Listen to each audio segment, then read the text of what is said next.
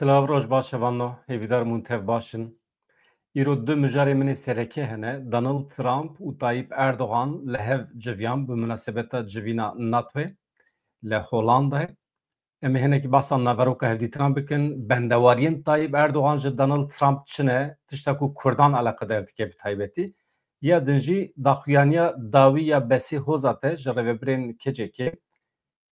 Ka em binêrin besî hozat di derbarê pêvajoyê de çi dibêje? Helbesta dewleta Tirkiye û meşa dewleta Tirkiye ya ji bo vê pêvajoyê çawa dinirxîne, çawa pênasê dike?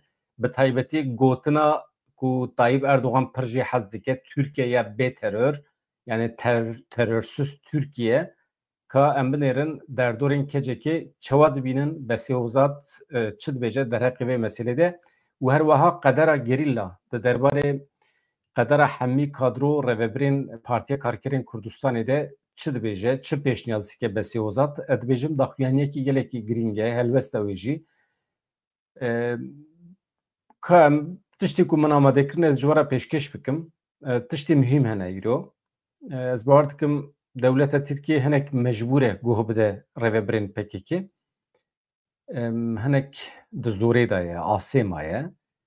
Tabii hinekî girêve encama hevdîtina Erdogan û Donald Trumpê jî. Erdogan tiştê ku hêvî dike eger karibe bi dest bixe ji Holandayê yani di civîna NATOyê de ew ê hinekî xwesis bike derbarê pêvajoyê de. Em ê binêrin dema ku Tayyip Erdogan vegeriya Tirkiye di helwesta wî de, di axaftinê wî de hinekî bişopînin ka çi guherîn heye. Gelo Donald Trump goy wî kişandiye di mesela Kurd de di mesela Rojata Navîn de yan dixwaze pêre hevkariyê bike. Êdî ji daxuyaniyên Erdogan wê derkevin holê. Tabii mesele ne Erdogan e, rayedarên dewleta Tirkiye tev. Ji hin pêşketinan merûv dikare hin encaman derbixe. Mesela beriya sê rojan wextê ku Donald Trump got me hemî baregehên ku tê de bernameya atomî ya Îranê tê de amadekirin, têne amadekirin, me hemî hilweşandin, me jolê rakirin, me got temam. Donald Trump amadekariya bi dawîkirina şer dike. Donald Trump dibêje yani me bernameya atomî ya Îranê tune kiriye, wê demê êdî maneya şer tune ye. Me zanîbû êdî şer bi dawî dibe. Ama demboriye çima ji ber ku rayedarên Amerîkî ê qesra spî beyan kirin ku bernameya atomî bi temamî tune nebiye. Tenê ji bo çend mehan şûn ve hatiye xistin. Yani programa Îranê dereng ketiye. Tê wê maneyê ku tehdîta li ser Îranê wê tim bidome. Tiştekî din jî heye Amerîkî dibêjin di pîlan û projeyên me de hilweşandina rejîma Îranê jî tune ye. Vana hemî daxuyaniyên mühîm ji ber ku em dikarin encaman jê derbikin. Mesele ne tenê agahî ye. Mesele merûv çawa dikare şîroveyan jê derbixe. Tê wê maneyê ku tehdîta Amerîkayê li ser Îranê wê tim hebe. Serokê Amerîkayê Donald Trump û Tayyip Erdogan serokê Tirkiye di çarçoveya lûtkiya NATOyê de pêwendiyên dualî agirbesta Îran û İsraîlê mijarên cîhanî û herêmî guftûgû kirin. Serokatiya ragihandina Serokkomariya Tirkiye bi daxuyaniyekî beyan kir ku Tayyip Erdogan û serokê Amerîkayê Donald Trump di çarçoveya lûtkiya NATOyê de doh li bajarê Laheyê li Holandayê li hev civiyane. Li gorî daxuyaniyê Tayyip Erdogan û Donald Trump di hevdîtinê de pêwendiyên dualî yên Tirkiye û Amerîkayê mijarên herêmî û cîhanî guftûgû kirine. Erdogan di hevdîtinê de diyar kir her du welatan di serî de enerjî ve berhênanên duwarên cuda de xwedî potansiyelekê mezin in.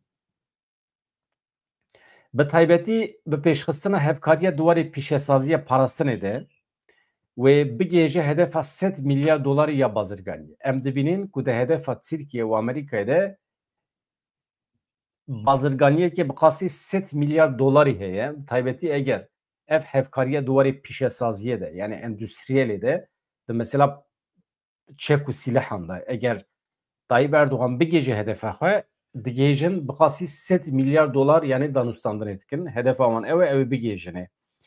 Tabii hedefa Tirkiye motorên ji bo dronên xwe eger bikaribe bi dest bixe ji Amerîkayê ew mühîm e.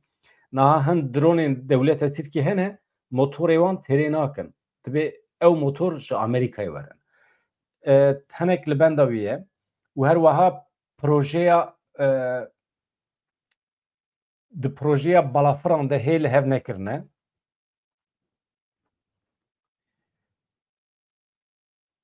Recep Tayyip Erdoğan her wiha piştgiriyê de agirbesta di navbera Îran û İsraîlê de ku bi hewlên Trump pêk hatiye gotiye ku ew hêvîdarê agirbest daîmî bibe. Tayyip Erdoğan teqezî li ser giringiya bi dawîanîna trajediya mirovî ya li Xezayê û diyaloga nêzik ya ji bo çareseriya aştiyane ya şerê Rusya û Ukraynayê jî kir. Her du serokan wekî din balkişandiye ser giringiya xurtkirina hêza parastinê ya hevpeymaniya NATOyê Besî Hozat dibêje em pênaseya Tirkiyeyê bê teror red dikin û tiştekî din jî dibêje Tirkiye wê bişewite. Gefên pir ciddî hene li hember dewleta Tirkiye. Besî Hozatê got pênasekirina vê pêvajiyê weke pêvajoya Tirkiyeyekî bê teror ku ji aliyê desthilatdariyê vê hatiye diyarkirin gelekî şaş e. Em vê îfadeyê, em vê pênaseyê red dikin. Navê vê pêvajoyê zelal e. Pêvajoyê aştî û civaka demokratîk e. Hevseroka Konseya Rêvebira Koma Civakên Kurdistanê KCK Besî Hozat di ser mijarên di rojevê de ji Medya TV re axivî. Medya Haber TV. Besî Hozat di derbarê polîtîkayên li ser Kurdan de bi taybetî Kurdên Elewî ên Qizilbaş pêwîstî dibîne, hewcedarî dibîne hin tiştan bibêje. Çima? Çünkü siyasetekê taybet li ser Elewiyan heye, dixwazin hinek aliyê wanê netewî ê Kurd ji wan bigirin, wan weke Elewî civakekê mîna ku civakekê cuda be Elewî nîşan bidin. Besî Hozat vê red dike. Dibêje em beriya ku Elewî bin, em kirmanc. Kurmanc feq nake. Rêbera Po dibêje di destê İttihat Terakkiyan de Elewîtiyeke nerast hebû, yani bi destê wan hatiye nivîsandin, bi destê İttihat Terakkiyan Elewîtiyeke nerast hatiye nivîsandin. Bi taybetî ev 7 salin, 105 salin li ser vê yekê hewl didin Elewîtiya Kurd asîmîle bikin.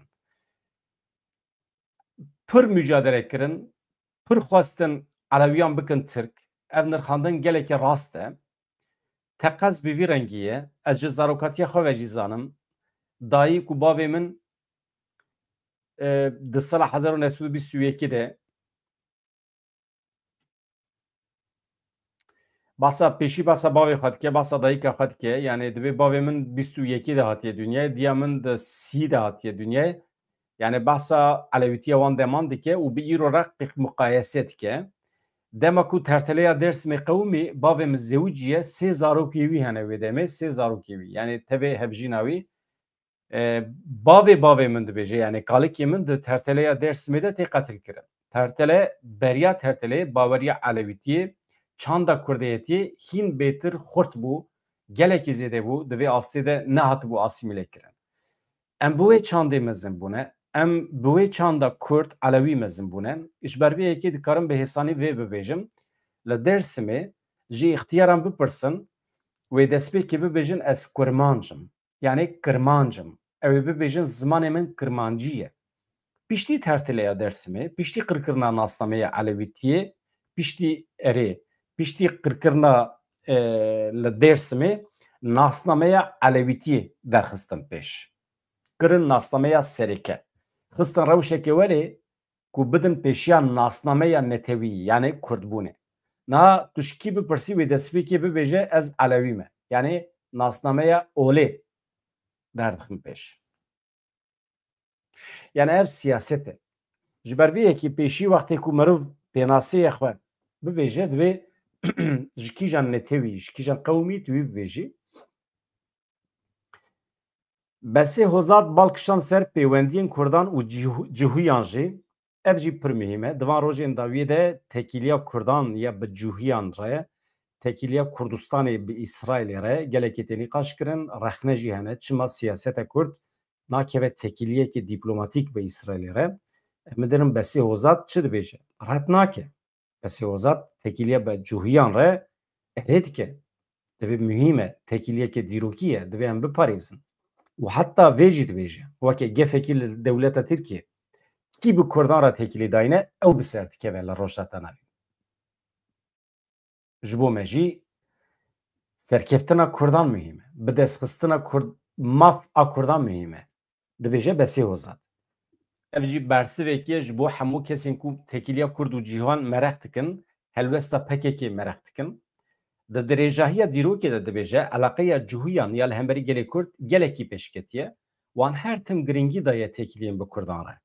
Heta hinek çavkaniyên cihûyan jî dibêjin ku qewmekî wan ê wendayî heye, qewmekî wan ê wendabûyî heye, diyar dikin ku ev qewm Kurd cihûn e. Di dîrokê de behsa vê yekê tê kirin. Ma qewmê Kurd tune ne? Elbet hene. Ma qewmê Kurdên cihû tune ne? Elbet hene. Bi taybetî li Musulê, li Başûr, li Colemêrgê dijîn. Mîna gelekî gelên din di nava Kurdan de jî civakên cihûyan hebûne. Bi taybetî di tekoşîna li dijî dîktatoriya Saddam de li Başûrê Kurdistanê cihûyan ji bo pêvajoya federasyonê piştgiriyeke mezin dane Kurdan. Vê rastiyê em nabêjin. Dîrok dinivîsîne. Rastî ev e. Kurd li herêmê hêzeke stratejîk in. Kîjan hêz bi Kurdan re tekiliyê xurt bike, tekiliyê dayîne, ittifaqê çêbike, eleqedar bibe, ew li herêmê serweriyê bi dest dixe.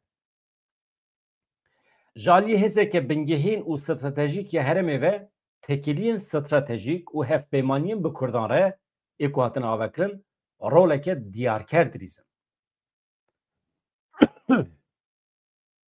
Yani çi tê femkirin? Li herêmê kîjan hêz bi Kurdan re bikeve nava ittifaqê ew bi ser dikeve. Yani Kurd diyarkerin.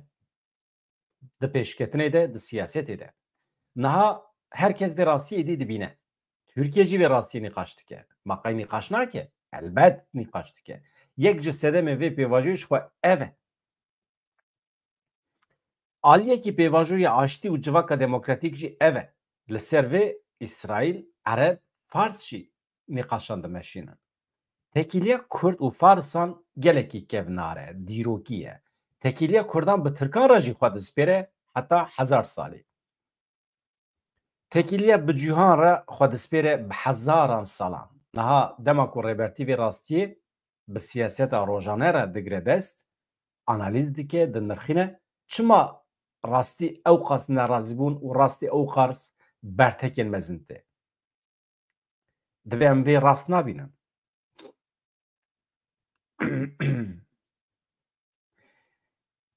Ev yek nerast e. Divê rastî baweke rasyonel were analîz kirin, divê merov yani bi mantiqî nêzê dîrokê bibe.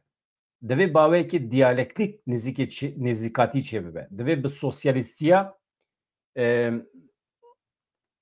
na behsa sosyalîzmê nake divê derê de. Divê ez her kesî vedixwînim, dawet dikim ku werin meselê rasttir bibînin, analîz bikin, civaknasiyê lêkolîn bikin, sosyolojiya Kurd û Kurdistanê bînin dayîne ser masê, nîqaş bikin. Ka rastî çi ye? Tekîliya me ya bi cîranê me re, tekîliya me bi cihûyan re, bi Tirkan re, Fars û Ereban re divê baştir analîz bikin. Di derbarê pêvajoyê de besê hoza tiştekî mühim dibêje. Yani mesele cihûyan de hevando PKK, KCK tûcara tekilî ret nake. Em tim behsa sepetê dikin. Siyaseta Kurd xwedî tecrübe ye. Hemî hêkî xwenaxe aynî sepetî. Bi Tirkiye re pêvajoyekî daye dest pê kirin temam. Ama tekiliya xwe ya bi cihûyan re danêniye aliyekî. Eger Tirkiye nebe bi İsraîlê re proje devam dike. Bi her du aliyan re jî heye. Ji bo wî menfaetê Kurdan esas e. Ez dibêjim qey siyaseta Kurd ev yek fehm kiriye tirs û fikara tu kesekî bila tu nebe. û Türkiye mecbûr e were ser vê xetê.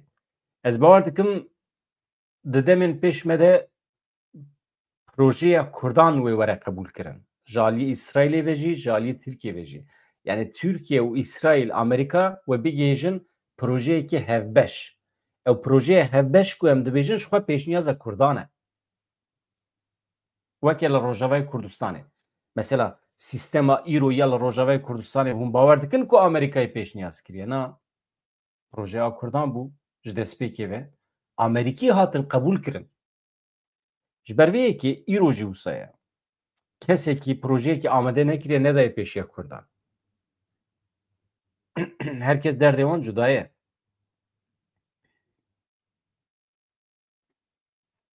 Em daxuyaniya besê hoza didomînin di derbarê pêvajoyê de ev jî gelekî mühîm e.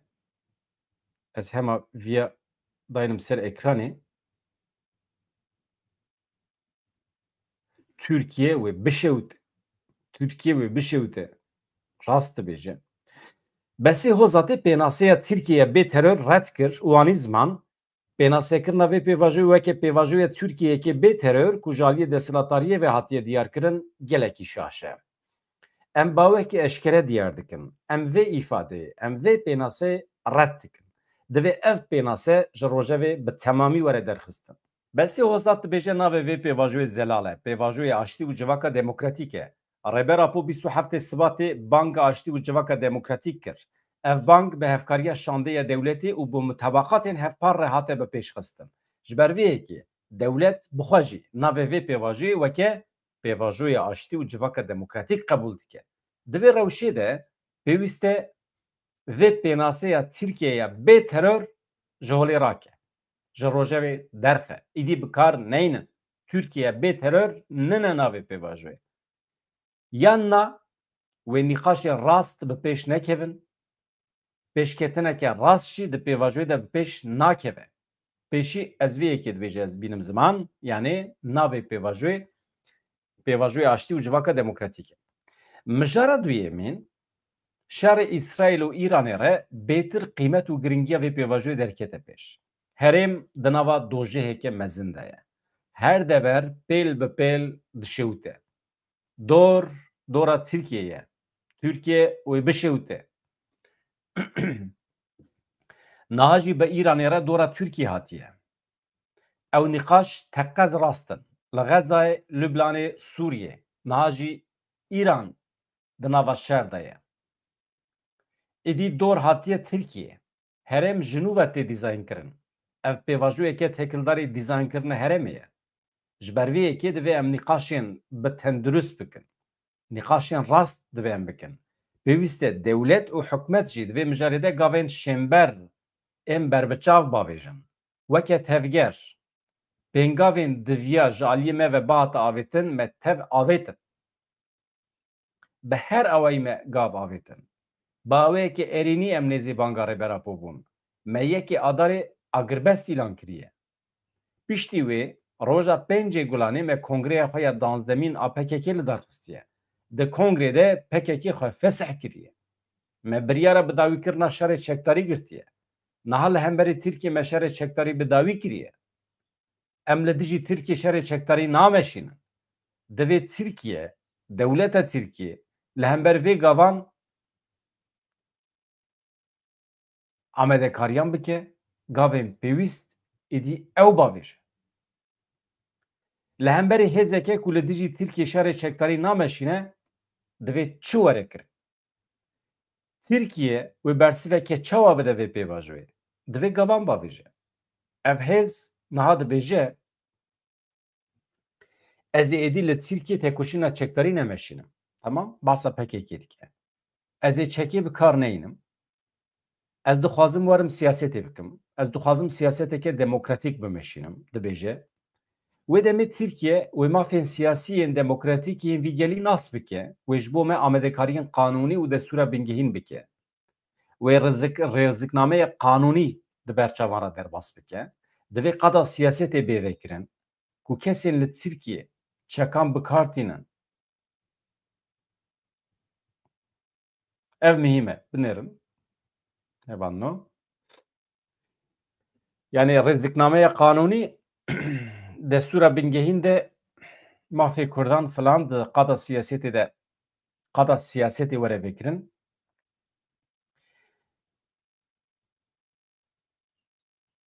Yani rêziknameya qanûnî wê di ber çavan re were derbas kirin, destûra bingehîn were guherandin, divê qada siyasetê bêvekirin ku kesên ku li dijî Tirkiye çekan bikartînin bikaribin li Tirkiye siyasetê bikin. Karibin xebatên civakî bimeşînin. Heta niha divê mijarê de pêngav nehatiye avêtin. Ev rewş bi vî rengî pêş nakeve. Ji rawestandina şerê çekdarî wê de tir çi dikare bêkirin? Yani dewleta Tirkiye ji me çi dixwaze? Me xwe fesih kiriye erê, me çek berdaye erê, me biryar daye em li hember dewleta Tirkiye şer nakin erê. Temam çi dixwazin?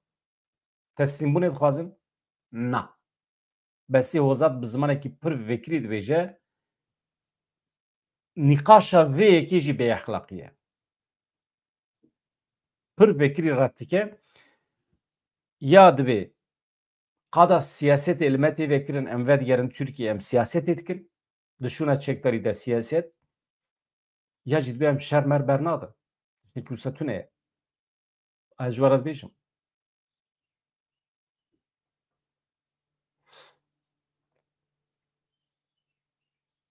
Niha dora aliyê dinê ku gavan bavêje. Emî tiştê ji destê me hat, tiştê ji me hat xwestin me kir. Divê muxatab gavan bavêje.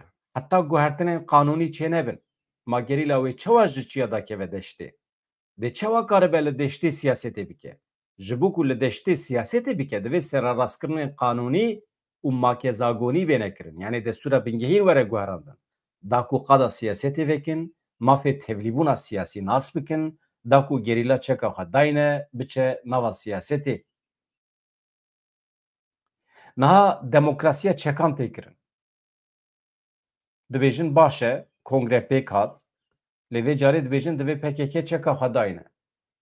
Piştî wê em ê komîsyonekî ava bikin, komîsyon wê dest bi kar bike. Ev tê çi mane? Ev yek nîşan dide niyetekî wana ciddî, zihniyetekî wana çareseriyê û siyasetê nine, tune yani. Eger hêjî ji PKK bixwazin ku çekan dayne, teslîm bike, tê wê maneyê ku dewleta Tirkiye ne ciddî ye. Çareseriyê naxwaze, siyasetê naxwaze. Desthilatariya ku bi rastî jî çareserî bixwaze wê yek serpiştî ku PKK dev ji şerê çekdarî berda hema dikeve nava faaliyetê û gavan davêje. Da roja duyemîn de wê komîsyonekî ava bikira, meclis li hev bicivanda, dest bi nîqaşekî bikira, wê qanûnên pêwîst derbixista, ji bo PKK rêzîknameyên qanûnî yên taybetî çê bikira, mafê siyasetê bidaya, misogerkirina destûrî bidaya, bi vî awayî gerîla wê çekê xwe daniya, biçûya bajêr, tevlî siyaseta qanûnî bibiya. Ew qezela. Ama nekir.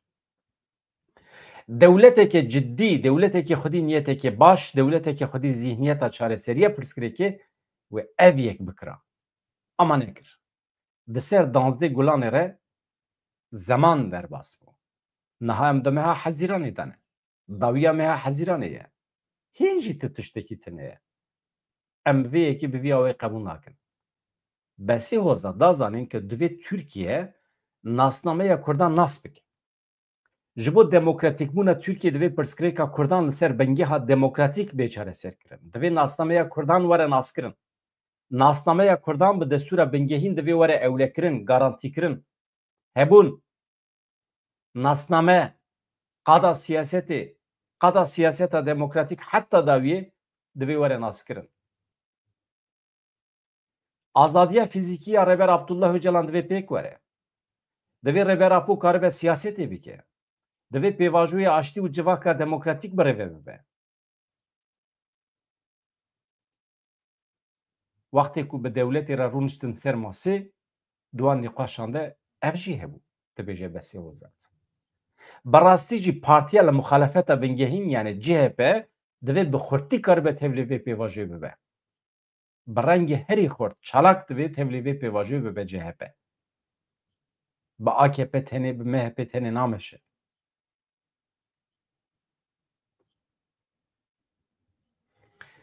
Di hale hazir de hîn jî gavekê şember xuyangî berbiçav nehatiye avêtin. Em nikarin bibêjin ku bi temamî xitimiye ev pêvajo lê belê em nikarin bibêjin ku di rêya xwe de jî dimeşe. Pêvajoyekî wiha bi lawazî, bi tekoşîn, hewldana derdorên demokratîk, hewldana Kurdan, bi taybetî jî tevgera azadiyê dimeşe. Ev pêvajo yani بخباتên me ve hewldana me tenê dimeşe. Biked û hewldana mezin ya rêbera po ev pêvajo ancak dimeşe. Di rewşa heyî de nêzîkata desthilatariyê ne ji bo çareseriya demokratîk ya pirsgirêka Kurdan e. Ne ji bo demokratîk bûna Tirkiyeyê ye. Dibêje PKK wê dev ji çekan berde were teslim bibe. Hevan ev jî gelekî mühîm e. Em viya jî hema pir cuda binirxînin çünkü ew kesên ku li bendên ew ku PKK çekê xwe dayne were teslim bibe. Besî Ozad bersivekî pir xweş dide deqekî.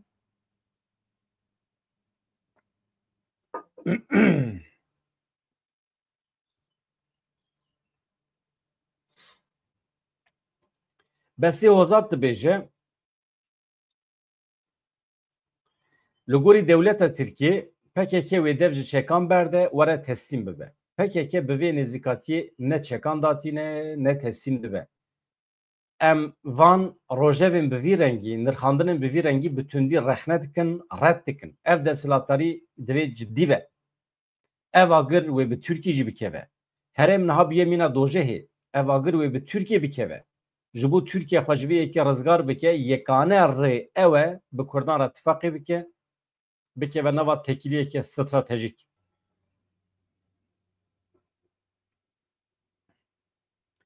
İranê sê girtiyên Kurd bi hinceta ku sîxuriyê ji servîsa îstixbaratê ya İsraîlê re kirine îdam kir. Televizyona dewleta İranê daxuyaniya nivîskiya desthilatariya dadweriyê ya di derbarê mijarê de weşand. Li gorî nûçê İdris Elî, Azad Sucay, Resul Ahmed ku cezayê wan ji aliyê dadgeha bilind ya İranê ve hatibû pesendkirin serê sibê li girtîgeha bajarê Urmiyê hatiye bicîhanîn yani hatine darvekirin.